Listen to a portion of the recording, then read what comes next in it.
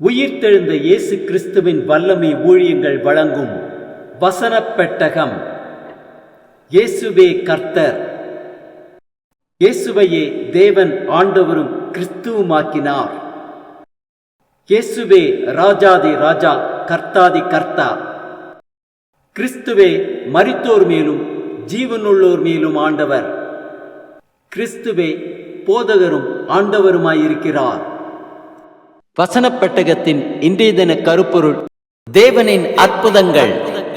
Miracle is described as a wonderful event that seems impossible and that is believed to be caused by God. Our God is wonder-working God, and let's see few. The parting of Red Sea, the manna from heaven, Mara's water sweetened, walls of Jericho fall down, sun and moon stand still, sacrifice consumed by fire. Jesus changed water into wine. Jesus healed the royal official's son. Jesus healed the paralytic. Jesus fed 5,000 people. Jesus walking on water. Jesus healed the man blind from birth. அவர் செய்த அதிசயங்களையும் அவருடைய அற்புதங்களையும் அவர் வாக்கின் நியாய தீர்ப்புகளையும் நினைவு கூறுங்கள். அற்புதங்களை குறித்ததான வேத வசனங்களை பார்க்கலாம். யாத்திரையாகமம் 15:11 வாசிக்கிறோம். கர்த்தாவே, தேவர்களில் உமக்கு ஒப்பானவர் யார்?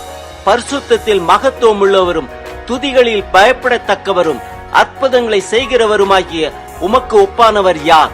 உபாகமம் 26:8 வாசிக்கிறோம்.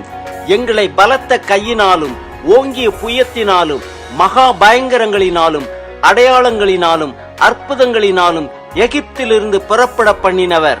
யோசுவா 3:5 வாசிக்கிறோம். யோசுவா ஜனங்களை நோக்கி, உங்களை பரிசுத்தம் பண்ணி கொள்ளுங்கள், நாளைக்கு கர்த்தர் உங்கள் நடுவிலே அற்புதங்களை செய்வார் என்றான். 2 நாளாகமும் 32:24 வாசிக்கிறோம். அந்நாட்களில் எசேக்கியா வியாதிப்பட்டு மரணத்துக்கு ஏதுவாயிருந்தான். அவன் கர்த்தரை நோக்கி ஜெபம் பண்ணும்போது அவர் அவனுக்கு வாக்குத்தத்தம் பண்ணி அவனுக்கு ஒரு அற்புதத்தை கட்டளையிட்டார். தானியேல் 6:27 வாசிக்கிறோம். தானியேலை சிங்கங்களின் கைக்கு தப்புவித்த அவரே தப்புவிக்கிறவரும் ரட்சிக்கிறவரும் வானத்திலும் பூமியிலும் அடையாளங்களையும் அற்புதங்களையும் செய்கிறவருமாயிருக்கிறார் என்று எழுதினான். தானியேல் 4:3 வாசிக்கிறோம். அவருடைய அடையாளங்கள் எவ்வளவு மகத்துவமும் அவருடைய அற்புதங்கள் எவ்வளவு வல்லமையுமாயிருக்கிறது. அவருடைய ராஜ்யம் நித்திய ராஜ்யம், அவருடைய ஆளுகை தலைமுறை தலைமுறையாக நிற்கும்.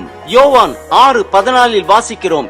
இயேசு செய்த அற்புதத்தை அந்த மனுஷர் கண்டு மெய்யாகவே இவர் உலகத்தில் வருகிறவரான தீர்க்கதரிசி என்றார்கள். யோவான் 6:2 வாசிக்கிறோம். அவர் வியாதிக்காரரிடத்தில் செய்த அற்புதங்களை திரளான ஜனங்கள் கண்டபடியால் அவருக்கு பின் சென்றார்கள். அப்போஸ்தலர் 19:11 வாசிக்கிறோம்.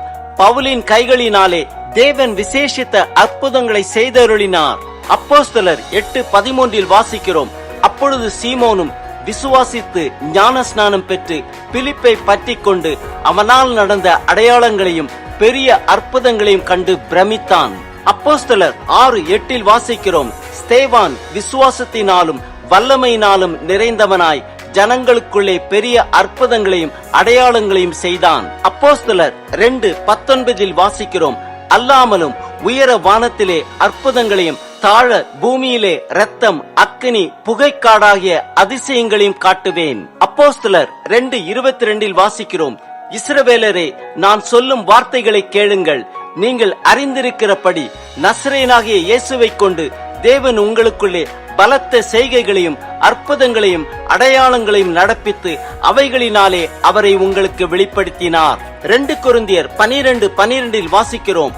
அப்போஸ்தலனுக்குரிய அடையாளங்கள் எல்லாவிதமான பொறுமையோடும் அதிசயங்களோடும் அற்புதங்களோடும் வல்லமைகளோடும் உங்களுக்குள்ளே நடப்பிக்கப்பட்டதே. 1 கொரிந்தியர் 12:28 வாசிக்கிறோம்.